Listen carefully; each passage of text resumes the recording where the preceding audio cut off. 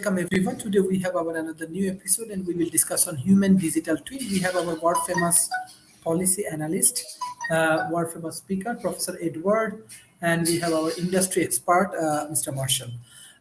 First, I want to give chance, Professor Edward. What do you mean by human digital twin? It's very new for the developing world, and how they get involved with this kind of technology. What are the benefits for this utilization of digital twin? Well, first of all, I'll say a few words about what a digital twin is. And it's the idea that you can model in a computer some sort of object. For example, let's say you're building a bridge and you want to know about how your design will work in terms of stresses and so forth. Well, you can model it on a computer, and then you can take a look and see, well, if we do this, what happens? If we do that, what happens? Or even a project that's in the works. You know, you're building a building and you want to know, well, if we make this change, what will happen?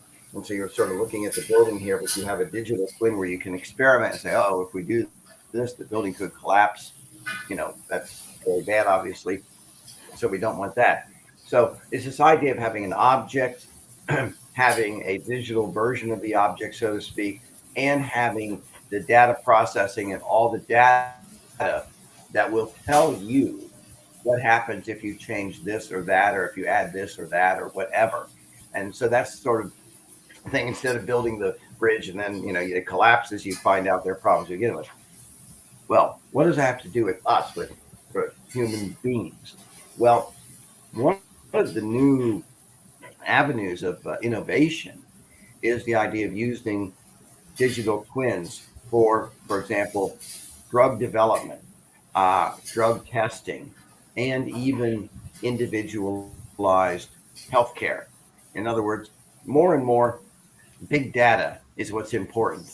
Being able to get incredible amounts of data and then let an artificial intelligence analyze it. We know that one of the great projects in the last number of years was the IBM Watson supercomputer.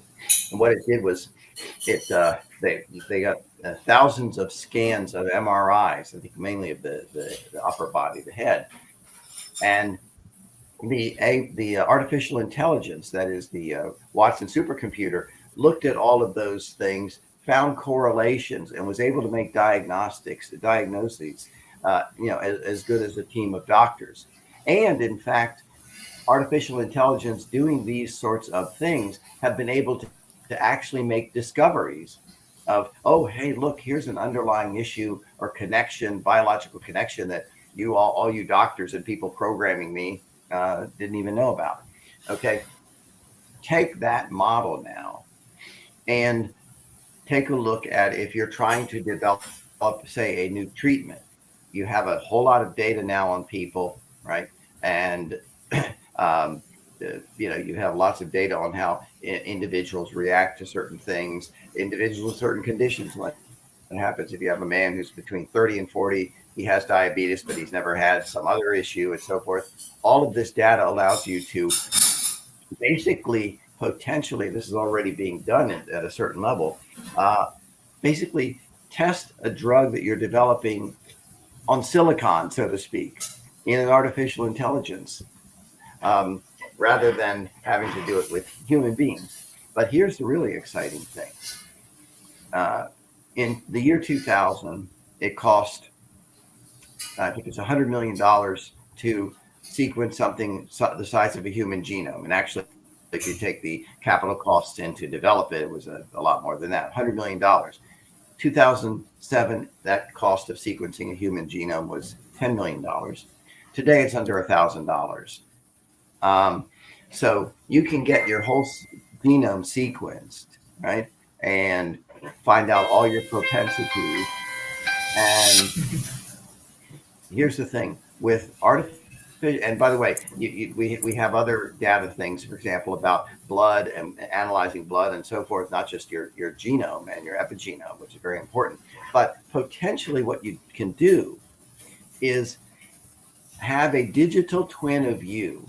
So it has all the characteristics that you have, right? all of your propensities.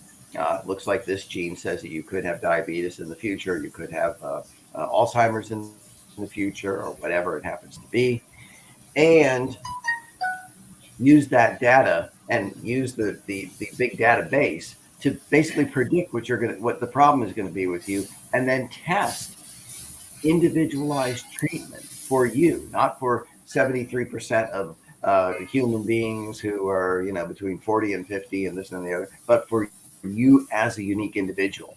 That's what you can do with your digital twin.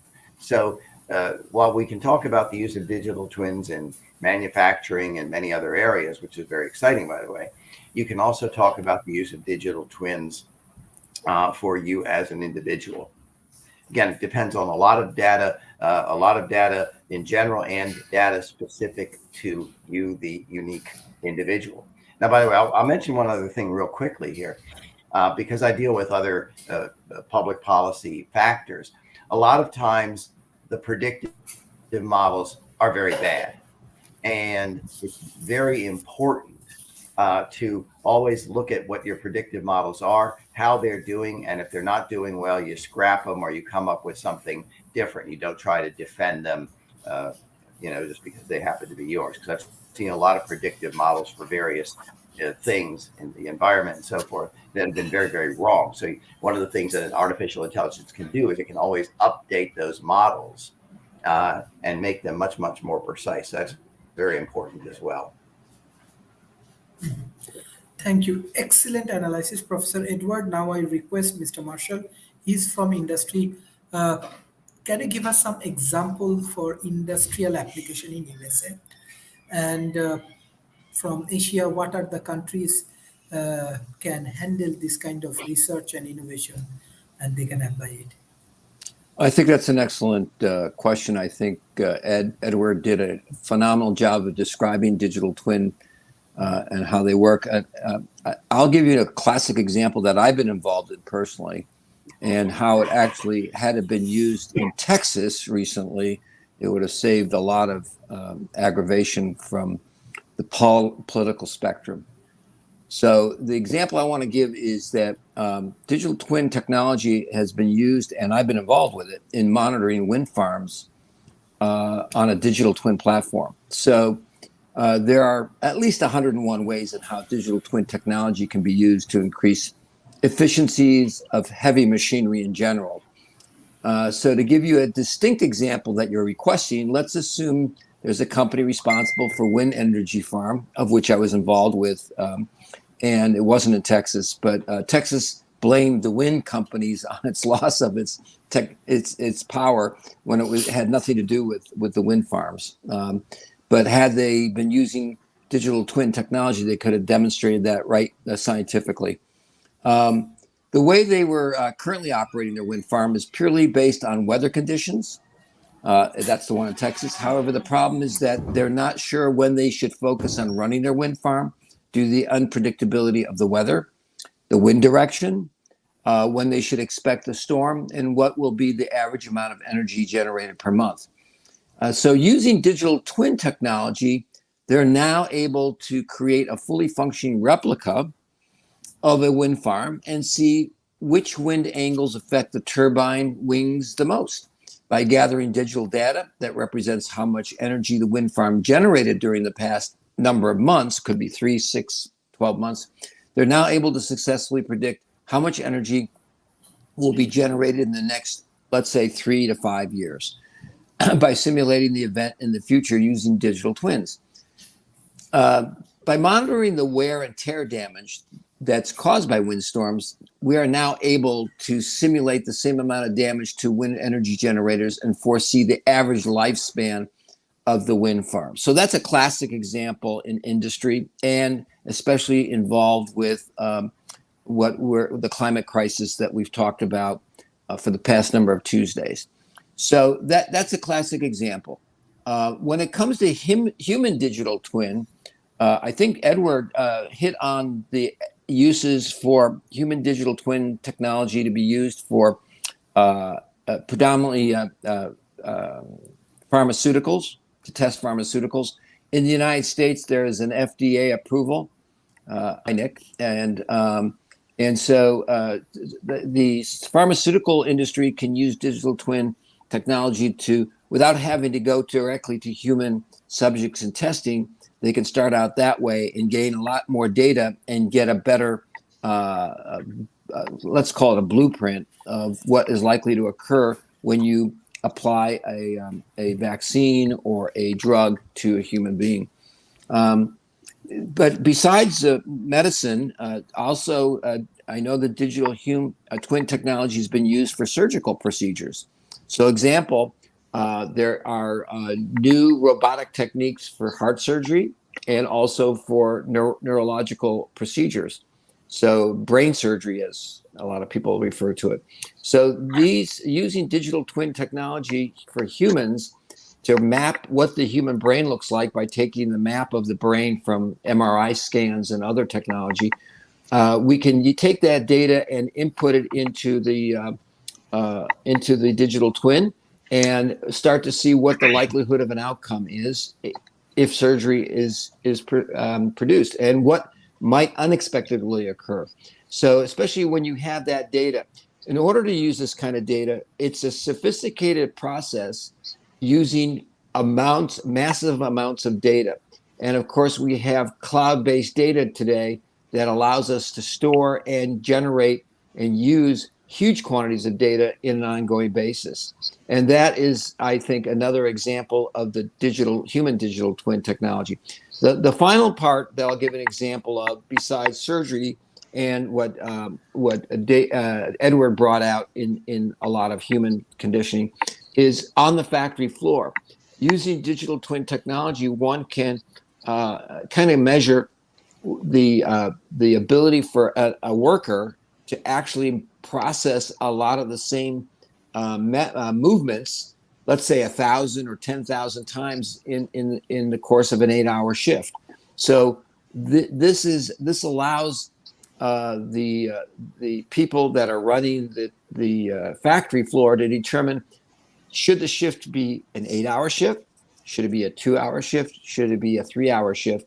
And how much can that person particularly take? Of course, one of the differences about human digital twins versus technology digital twins is if you have machinery is pretty much good for typically in the heavy machinery area for 8,000 hours a year, which is about 330 days a year. And so, it's going to be same in, same out every day. But with people, you have individual changes that are psychological as well as physiological. And I think what people are trying to do now is accomplish and see how human digital twin technology can be applied to psychological profiles. So I'll leave it at that for now, because we now have another guest who we want to bring on board. Go ahead, Sharif. Thank you, Mr. Marshall. Thank you, Professor Nick Palveda, for joining today's session. We are discussing on human digital twin. You are from media. You have a very, very influential media, and you are working with many organizations and many people. If you share some of your views about human digital twin applications, or how media can use this digital twin. Yeah, well, we're also going to be discussing that later on our esports show. Something very interesting, because, as you know, I play competitive chess, okay, on the internet. But esports is actually much bigger. Demographically, it's about $180 billion industry compared to the NFL here in the United States, which is only $18 billion. You don't hear about esports too much as you do the NFL. But here's something very interesting that's going on in that industry. It used to be when you go play somebody online, that only 1 out of 10 people you'd play would be a bot, an artificial intelligent being. Today, Sharif, 7 out of 10 people that you play on the internet aren't people at all. There are artificial bots that you're playing. And they had a huge Wall Street Journal article on that, because people would think that they're conversing with a human being, and they're really not. They're talking to an artificial bot. Another thing that's happening here is robotics in general. There's a new company, I think it's called Mizo. It had a market cap just recently of 500 million. What it does which isn't very big. It's kind of a startup. But at the same time, here's what they're doing. They're replacing all the people in the restaurant industry, including the servers, the chefs, everybody with robots. In other words, what happens is you walk in, you're greeted by a robot, you're seated by a robot, the robot takes your order. The robot delivers the order, like no kidding, the order to the chef. The chef is a robot, produces the food. Out comes the food. And the human being is replaced. Another company called Too Simple. We've been following that actually on our Modern Investing show on the IBM TV network. Too Simple is a company that is basically replacing people that are long-haul truck drivers. In other words, there isn't going to be a truck driver. It's all going to be done through computer-based technology. Now, Alec Ross wrote an interesting book called Industries of the Future. And the real problem, if you think you're going to get these low-lying jobs, especially in the United States, they're going to be eradicated, and you're going to be displaced. So unless you're the person who's building the robot or supporting it, I would say you're in deep trouble, Sharif. So go get your PhD in economics and do something useful, because if not, or go into media, because if not, the robots are coming, and probably you'll see this all in the next 5 years. In other words, it's not like this is going to take place 20 years from now. This will not take place 20 years from now. This will be between now and the year 2030. You're going to see a major displacement of I call it the gig economy, the low-level jobs, which is very unfortunate, because these people are the least possible people that want to lose their jobs. In other words, they're just going to be like this, hanging on to jobs that are disappearing. Very sad. In Malaysia and Singapore, actually, robots and human, they are working together. So we already welcome the robots and many good things. And yes, one thing just I want to share, because our audience actually has some question, because they want to do research on digital twin. It's for developing world, it will be difficult, but definitely we have our very, very good scholar and fellow. They can help us. So we are actually publishing our scientific book with IGI Global. So the students, those who regularly joins in World Talent Economy Forum, and especially they want support for scientific research, we are providing them support. Our next book on the economics of talent management and human capital. So I want to invite everyone, even our speaker, they can participate as a reviewer, participate as a editors. So we are working on that particular project. So we are doing more research on talent economy development. And beside that, we have another good news, the Venn Foundation from Asia Pacific, one of the largest philanthropic organizations, those who last year, 2021, they're launching electric vehicles business in USA. They're investing huge amount of money in USA. So they select World Talent Economy Forum as one of the futuristic think tank, because we contributing for developing world. So most of our contributions we do for country like Malaysia, Indonesia, Vietnam, Bangladesh, India, Pakistan. Even in Middle East, we are contributing. Africa, we are contributing. So all of your contribution actually priceless for the people, especially for academic improvement. So I want to give a special thanks those who continuously support World Talent Economy Forum. Professor Edward, because our audience actually love to know more about research possibilities. If you give them some guideline, how they can do some research in digital twin and this area. Actually, great minds think alike. I had, two more points before I jump off.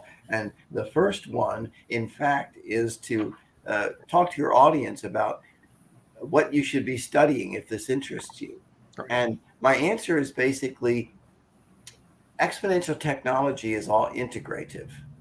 It's not just artificial intelligence, or it's not just biohacking, or it's not just this other thing over here in silos. It all works together. Just the discussion we've been having of digital twins, you see that all sorts of technologies are involved.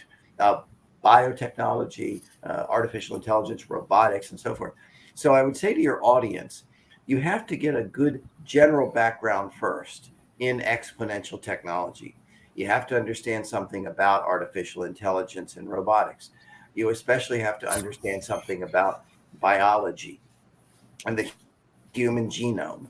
And it would certainly help to keep up on a lot of the breakthroughs, which I'm going to mention in just a moment. I would also say, by the way, because I'm a free market economist, among other things, that you have to have some notion of how markets work and how technologies and go from being experimental, or just something in a laboratory or something that academics are tinkering with, to being available widely. In previous shows, I like to talk about the fact that 15 years ago, nobody on the planet had, and certainly nobody in the United States had one of these, a smartphone.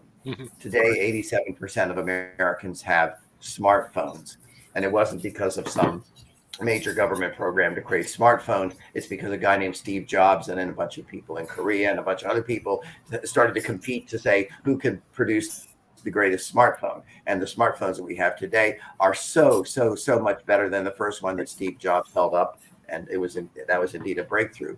So if you're interested in digital twins, you have to understand, well, what are we going to do? Even if we understand the technology and the biology, well, what from there? So you have to understand how this technology and how a digital twin can be marketed as a service, which, again, we've talked about that in terms of, what is being done now. We've talked about it in terms of robotic surgery. That's not exactly a digital twin. In fact, I read, Nick, I just read that the first surgery with no human supervision was done by a robot recently. I was just at an abundance conference and that came out. And for the kind of uses that Marshall has mentioned, if you're looking at systems, right, you have to be able to say, well, there's a good economic reason for modeling and using a digital twin in these other areas. So that would be the first thing I would say to your audience, is that you have to have a broad understanding of all the technologies involved and even the economics involved as well. The second thing, sorry, I got a bit of a cold here. The second thing I wanted to say is, when we talk about human digital twins and what can be done, one of the things I alluded to and I want to really highlight is that in the future, when we talk about medical treatments, we're going to be talking about something very, very different. And digital twins plays a very important role in this. In the past, most of our countries have had sick care systems. You get sick, and then they give you the medicine, and then they debate about how you're going to pay for it. Okay, that's the current system now. And there are a few things where they try to have you do an annual checkup so you maybe don't get sick, and they tell you don't smoke, that's fine, and so forth. But what happens is, I get a bad cold, which I have right now. I take some cough drops and some medicine. That's over the counter. But what we're going to see in the future is we're going to have digital twins of potentially everybody. And we have wearable diagnostics, right? Right. So that, not just an Aura Ring or a Fitbit watch or an Apple Watch. We're going to have injectable diagnostics and so forth, so we can monitor us in real time. And the treatments are also often going to be, well, we see that something could happen to you in the future, so we're going to do some stem cell therapy to deal with this condition before it becomes a very serious condition. Or we're going to use CRISPR-Cas9 genetic editing tool. Said in a few shows recently that one of the experimental uses of CRISPR-Cas9 genetic editing is to turn off the production of tau proteins in neurons in a brain. And it's the clumping of tau proteins that are associated with Alzheimer's. Right.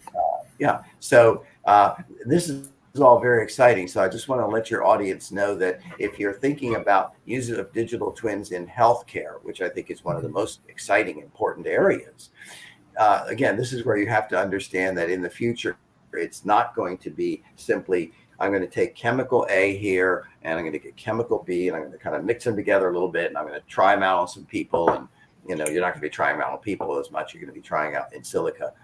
That's not going to be the model for a lot of treatments in the future. It's going to be, we have a digital twin here. We have your genome. We have all this data, And now we're going to figure out whether we need stem cell treatment or CRISPR-Cas9 treatment or whatever it happens to be. So I want you folks listening to me in the Asian Pacific area, I want you guys to be the innovators, the entrepreneurs. I want you guys to be the Steve Jobs, of moving sick care to health care. So this is very exciting. So learn a lot of stuff, guys. And Thank you, Professor Edward. Professor Nick Palveda, because you bring very interesting point. This is one of our objective already. World Talent Economy Forum, we are working with different countries, developing world government, Malaysian government, Rwanda government, Singapore, India, Pakistan, Bangladesh, Middle East. So public-private partnership. This is our major objective, and we only help them to enhancing the capacity through research and innovation. So yes, Malaysian government actually welcoming this kind of high quality innovation and research work, especially what you're discussing about robotics, uh, digital twin. They're heavily inviting this kind of innovation. So how we can do collaborate with the research lab for this kind of innovation? Uh, USA is open for collaborating with the developing world. What do you think? Well, the thing is, Sharif, it all starts off with education. And I'm just going to go all the way back to when I was educated on computers. When I left to get when I finished my MBA program, they came out with this thing. I stopped using punch cards. They came out with this thing called monitors. I was going, you've got to be kidding me. I don't have to take my punch card to the computer center. There you go. That's what I was born on, baby, is those punch cards. You actually took, Sharif, you took them to the computer center. They ran them through, and the computer center was huge. It had those things. I hated those things. And they had to be cooled down because that's how big the computers were back in the 70s when I was getting my MBA. When I got my law degree, no one was interested in computers and law. We're still antiquated in the 1800s. But here's the problem with education. This is where all the developing worlds can take a great leap forward. A lot of the education is freely available, as Elon Musk said, on the internet. In other words, on YouTube. There's great courses relating to robotics, artificial intelligence, practically everything. But here's what we're teaching our kids in our school: critical race theory, world history, sociology, stuff that will give them no jobs. Seriously. They're going to enter the unemployment lines here in the United States. It is awful. Our education system is still turn of the 18th century. And part of it is because when people go to the teachers, and they're good people, don't get me wrong, they never took robotics. Okay. You know why they never took it? It wasn't offered when they were in college. So they never took a robotics course. They never took an artificial intelligence course, Sharif. I'm serious. It didn't exist. And even where I teach at Northeastern, the graduate tax program, I teach retirement plans. I found out at our major institutions in the United States, Harvard, Yale, Chicago, Stanford, no one takes a basic retirement planning class because it's not offered. So we're dealing here in the United States, and our leaders don't know it, with really a 19th century education system. Now let's go to Malaysia. How quickly could you get to the 21st century? Real easy. A lot of the good education is right now stored in what they call libraries on the internet. The teacher, all they have to do is bring these videos to the classroom. They don't even have to know anything. And the kids, let me tell you, Sharif, the kids will be so far advanced in this area, and the United States is going to be left in dirt. Not because we're bad people. It's just that our leaders don't get it. And I will defer to the other panel. Yeah, Sharif, I've got to sign off in a minute, but so maybe I can just get one final comment in, and then we can go to Marshall. Sorry for cutting you off, but I want to completely agree here with Nick. And when I talked about learning a little bit about everything, one of the things you have to learn about is how to learn.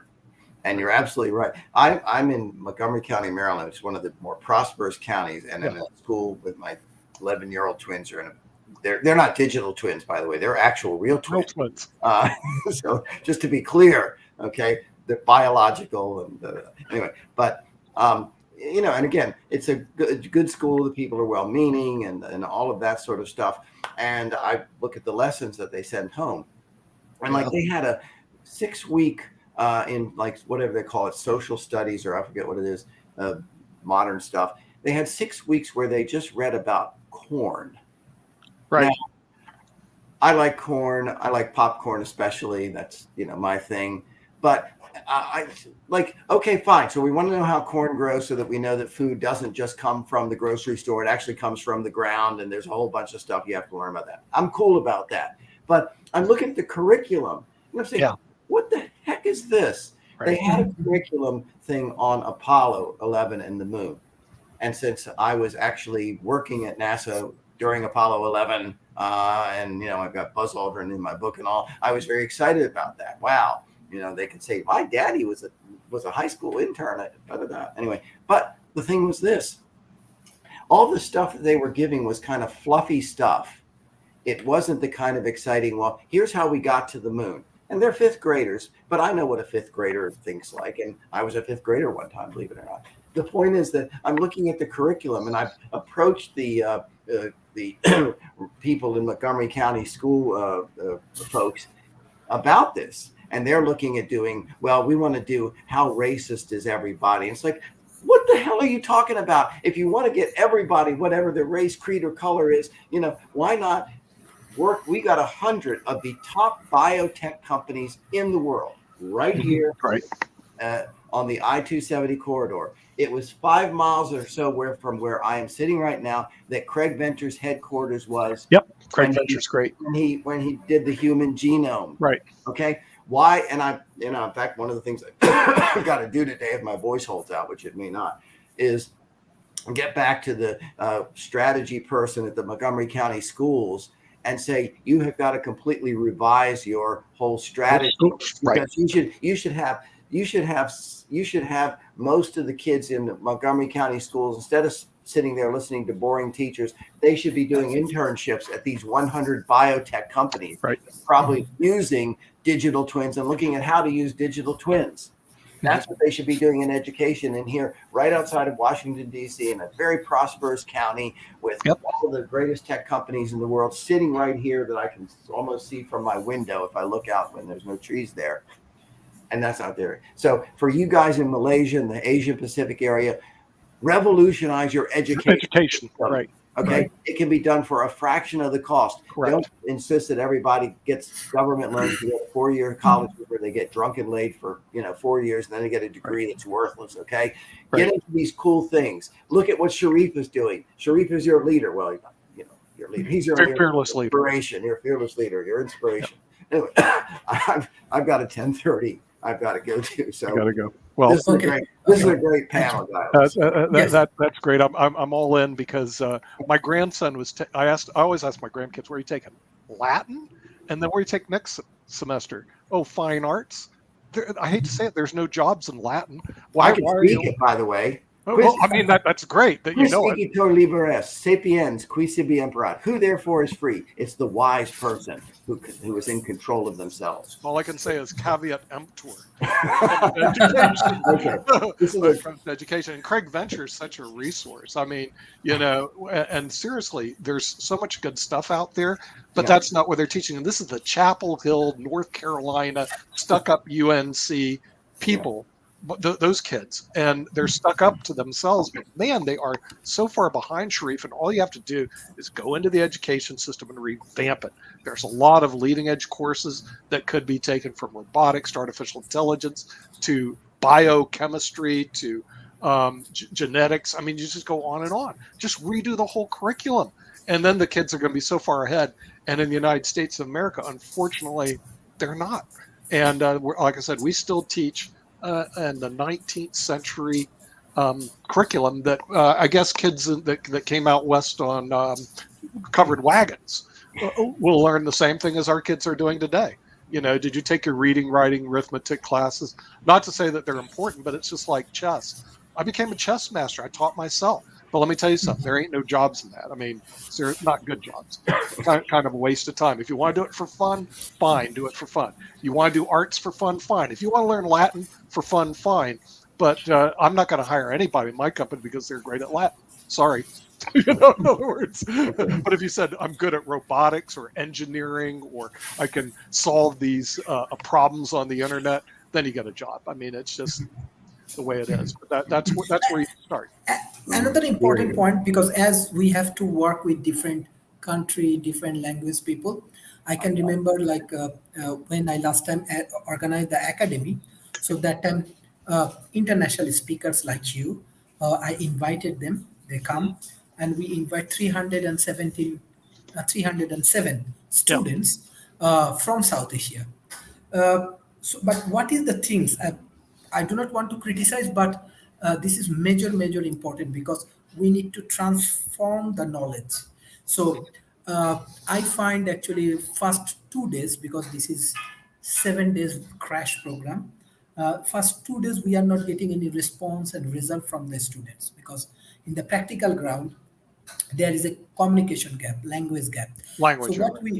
what we did after that, like we recruit, overnight we just recruit local faculties.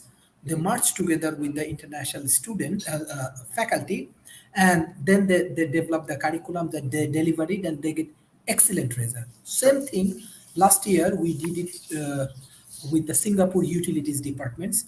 We helped them to translate the language for for their employee, and we get excellent result. One of the problem is my understanding. Yes, there are many good platforms like EDX, MIT, Stanford's, Coursera, very good, excellent. Even personally, I learn a lot from this platform. Yeah. But my understanding, if they want to help the students at the grassroots level, maybe translation or language transformation process, this will be a very critical. What do you think? I think it's already there. It just hasn't been widespread use. Let me tell you what's going on right now, especially in media. Right now, we are presenting in English, but not everybody listens to English, Sharif. Okay, especially when we talk to we send our programs to Latin America. They tend to have Spanish as their first and only language. Just like in the United States, I hate to say it, most people aren't bilingual. English is their only language. Here's what technology is doing right now. We can take your entire show, press a button, and everything you said in English will be translated into Urdu, or it can be translated into Hindi instantaneously. Now that technology is already there, available at a price. But the price, like I say, on technology keeps going down. And then the usability keeps going up. So what's going to happen, and this will happen in the next 5 years, and maybe as early as next year with the IBM TV network, we're just going to buy the technology, install it into the computer, and then everything you said in English will be said in Urdu or Hindu or Spanish. You won't even notice because you're just talking in English, but the translation program will instantly translate everything you say into another language. And so the language barriers that we see today are going to be broken down completely. And I believe the technology we've looked at is already available. It's just it's a cost factor. And on our media shows, we're just going to do it so that we can, so the people in Latin America can listen to us in Spanish, and yo don't have to hablo español. Because we poco y poco. In other words, I don't have to learn a different language. It's too hard. But the translation programs will do it for me. And you're going to see that, Sharif. And you'll be able to even do it in your seminars and your events. When somebody you can bring somebody in from another country. I want to know how to speak Mandarin. I don't speak English. They'll speak in Mandarin. It'll be translated instantly into English, everything that they said. So we're going to see that take place probably in the next 5 years. On a widespread basis. The program's already out there. It's just a matter of time. So that'll get rid of all this language barrier stuff. Excellent. Mr. Marshall, you are from industry. What do you think about this like translation process? Can we use digital twin like this kind of technology for our education? Well, maybe only in Latin. You can translate Latin. Because I don't know about you, but unlike the digital twin Edward and Nick, they're digital twins, by the way. That's a joke. See, that's a sense of humor. I don't know how that would translate in Mandarin and how well. See, I speak several languages, and I do know that if I just literally translate things, it's like Google Translate. It doesn't translate well all the time. Correct. and a lot of meaning is lost. Mhm. If the purpose of digital twin is simply to translate languages, whether it's Latin, French, English, Mandarin, or whatever language you have out there, I don't think that's the real issue. That's my personal opinion. I think that people are focused on the wrong thing. I think what we and I've heard it on this program already, several things that are good concepts and ideas. But I'll give you an example. Right now, we heard complaints about the educational system in the United States. First of all, how is the educational system funded in most of the United States? It's funded on property values. Yes, correct. So if you're a rich suburban entity in Detroit and you're not downtown Detroit, you've got the money to do what you need to do. And by the way, I did grow up in Detroit in the suburban area, and I know, and I have family there. They're not getting the kind of education that was just described here. They are studying state-of-the-art scientific methodologies in their education program, and that is based upon local priorities. It's not, the United States is not one monolithic educational program. It doesn't work that way. The United States is not built that way. It's built by states. Each state has counties. Each county has communities, and each community raises its own taxes. In fact, I'm in New York State right now, and this is considered a state where it's bottom up, not top down. California is top down. So the governor of the state of California can dictate about educational policy. The governor of New York cannot dictate per se about educational policy. It's the village of Cold Spring. It's the city of New York. That's who dictates educational policy. So I think the solution is not the way I heard it on this program. I think the solution is different. I think from a political point of view, it's different. But from a technological point of view, as Nick points out, yes, there are programs and they're improving all the time. Technology will always improve. That's the nature of the beast. The issue is the adoption of the innovations. I've seen thousands of innovations brought to the marketplace and only a tenth of them adopted. And there's reasons for that. A lot of that has to do with language. Some of that has to do with understanding economics 101. A lot of that has to do with understanding how entrepreneurs think and how they're incapable of thinking. So I think it's a much more sophisticated story that we have to layer the U.S. example of education and digital twin technology onto Malaysia or other countries. My experience in the Middle East and other parts of the world, that is the third world, like Africa and places like that, different cultural aspects. And Sharif, you brought this up many times. Cultures are different from place to place. Languages place to place. I speak languages that other people don't speak on this panel. And I can tell you, if I say one thing in one language, it will not necessarily translate very well. It might even mistranslate. So what's a digital twin program going to do? It might be smart enough maybe 5 years from now, maybe 10 years from now. Will it be smart enough in 24 hours? I don't think so. I think the issue that we're confronted with today is a greater confluence of issues, and that is digital twin technology has its ups and its downs, like everything else. It has its pluses and its minuses. And I think what we need to understand as innovators on this program, that education is the key component. And I think the part that Nick brought out that was very salient is that Malaysia and third world countries have the opportunity to leapfrog by taking the World Talent Economy Forum in hand and using that as one of the building blocks to improve quality of life. The ultimate design is quality of life. We heard from Edward the concept that, oh, well, people are going to lose their jobs because they've got all these computers and robots that are taking their place. I can tell you that in our company, what we're doing in our joint ventures, all our joint ventures take people that are low-level employees and educate them and train them to do what they need to do and pay them well. It's a triple bottom line approach that nobody talks about. Triple bottom line means you put people first, planet, which is the environment, next, and then profits at the end. And there are profits to be made. It's economics 101. But if you don't know economics, basic economics, you're going to think everything has to be the cheapest. Well, there are elastic and inelastic capabilities and products out there. So, for instance, if you find the cure to cancer or you find the cure to something that can change people's lives and save their lives, people are willing to pay a lot of money. You can see that in the United States and around the world through pharmaceutical businesses that make hundreds of millions. And by the way, who's suffering the most? Third world countries, because they are not getting the vaccines that could have been developed and provided to them in a different framework. So I think the triple bottom line approach is the approach. It's not just the technology, but we can use digital twin technology just like we can use robotics and AI to advance quality of life of human beings. But we have to put quality of life at the top of the pyramid and at the bottom, not in and the rest of the stuff is the means to getting there. If you go another path, I got news for you. We are all not going to be around much longer. There is, as I've said in these other programs, we have a climate clock counting down in Union Square, 14th Street in New York City.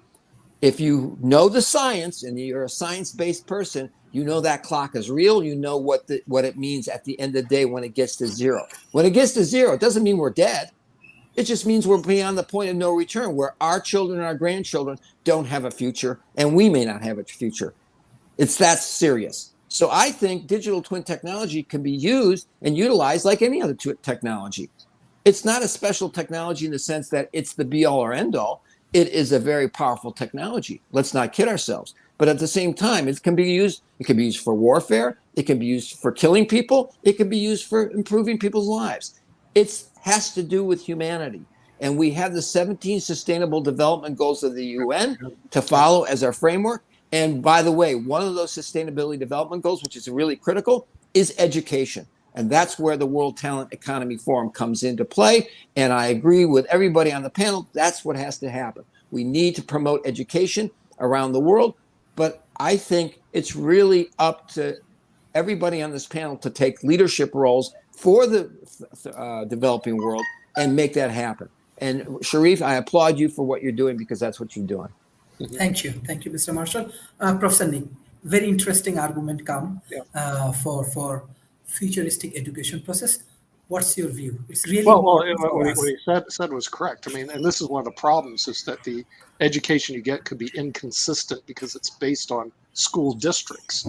And so one school district could have one curriculum, another school district has another curriculum, which means at the end of the day, the students will graduate with different levels of knowledge based on what they've learned during that period of time. But that doesn't negate the fact that there is actually a lot of good education, like I said, stored in libraries that are accessible, and people can learn them, and school districts can move the curriculum toward the industries of the future rather than the industry of the past. Because seriously, I mean, there's some people that are going right down the path of no return in terms of education. And then when they go to higher education, you know, Sharif, at least in the United States, they can spend a lot of money and get a degree that has no market value whatsoever. And then they have this huge amount of student debt, which is something that that we're not even addressing. And it came by a law, and I'm going to give you how this came about. There was a act called the Bankruptcy Abuse Consumer Protection Act of 2005. What they did is they allowed student loans not to be discharged in bankruptcy. Okay, just writing that little line into a law, banks started lending huge amounts of money. Educational institutions like Northeastern University, nice university, started bringing up their tuition, and students would enroll in classes that gave really very low, if not any, economic value, creating a huge culture of student debt. It was wrong to pass that act because now we have in the United States a class of indentured servants. They're strapped by debt the minute they graduate from school with degrees that have no marketability. See, that stuff, Sharif, has to change here. Now, the good news, if you go to Malaysia or some of the other places, you haven't done that yet. It's a bad idea. Don't do it, by the way. But you have some good ideas. What you can do is you can streamline, get the education to the students. And let's take a look at Craig Venture, I'm a big fan of. He could actually do a class on whatever he's doing, put it on the internet, and available to everybody around the world. In other words, you literally can have the top experts in any of their fields create a class program. They even have one called Master Class right now, and everybody in the world could have access to it. Now, why isn't that being done? Well, it is being done. Why does the education system reject it? Because they lose their jobs. The teachers don't want to lose their jobs, Sharif. They're going like, really, experts are a threat to their jobs. So they, no, we don't want that stuff. We want to do everything the way we've always done it, at least a lot of school districts. Some other school districts, maybe in Bloomfield Hills in Detroit or Grosse Pointe, will actually create a curriculum that is more advanced than going back to the old thing. Now, if you go to Malaysia, you guys have the opportunity to do that. Sit down with the educators and say, look, let's have classes on, biotechnology, engineering. In other words, have classes on artificial intelligence, have classes on digital twins, robotics, etc. To give you an idea, IBM has more employees right now in India than they do in the United States. Why? Because they moved rapidly toward the tech sector and educating their people, at least a group of their people, in that direction. So the U.S. really needs to get a grip on this, because if they're not going into the future, they're going to wallow in the past, and there's no advantage of being in the past. I mean, you're just not going to go anywhere. So the education system is something that you can start right away. You're going to do it anyway, and you might as well have them learn stuff that is difficult when they're younger. They did a whole study even on early childhood education, and even in chess. I can tell you this right now. Vishwan Anand, who's the grandmaster, former world champion from India, said, if you don't make master by the time you're age 14, you're washed up in chess. And you know what, Sharif? He's right. The fact is, if these kids don't learn this stuff from like kindergarten through 12th grade, by the time they go to college, they're washed up. They don't even know it. They don't even have a chance. So the best time to get them is when they're young, and start educating them in this area while they're young, because then they actually have a chance to be successful.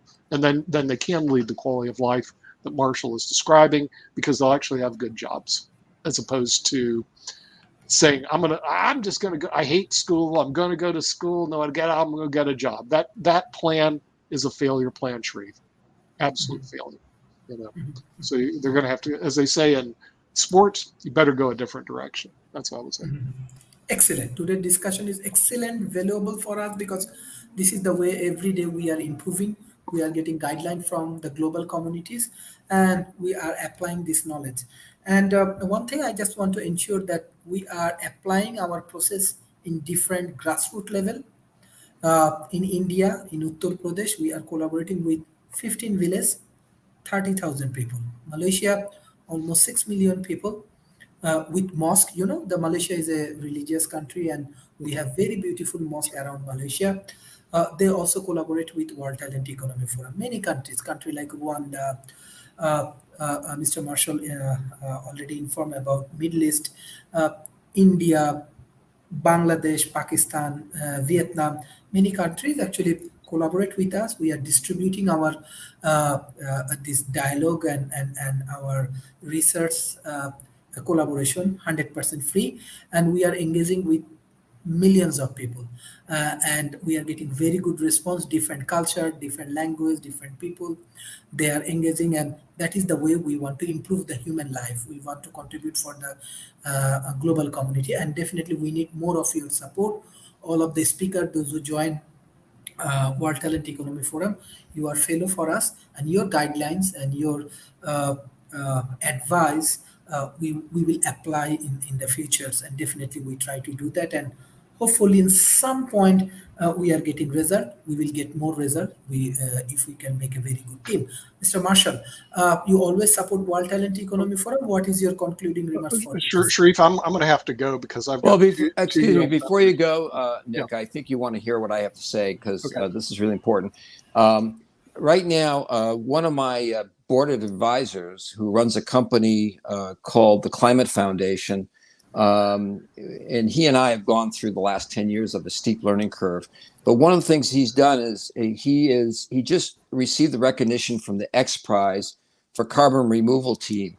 and they announced that the marine permacultural seaforestation is one of the 15 milestone prize winners for the X Prize by the Elon Musk Foundation, and they just got that award. It's a big deal. They are based in Australia, off of Brisbane, and they're doing the ability to restore the coral reefs there. But he's doing other things, and we're also working together with him for the demineralization of carbon into the sea and to restore things. That's an example of an educational process where digital twin technology can play a heavy role. And I just wanted to lay that out there because it's something, Nick, you might want to focus on, since this is a big deal. Since Brian and I have been working together over 10, 12 years now, I can tell you one thing. He didn't get the recognition he deserved, but today he did. So now he's getting inundated, which is good. This is what we need. But what I like about what Brian von Herzen and his team are doing is they're spreading the information through education.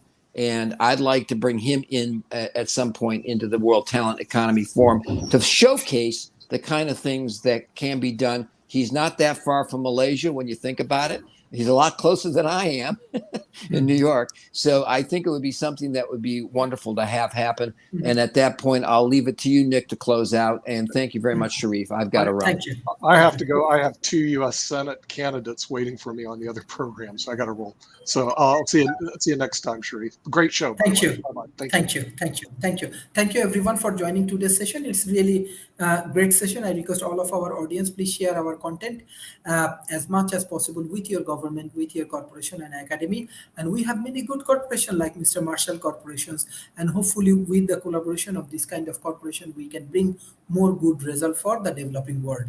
Thank you. Thank you, Mr. Marshall, for your excellent discussion. I want to give special thanks to Mr. Nick and Mr. Edward. Thank you. Bye-bye and take care. Bye-bye, Sharif. Take care. Thanks.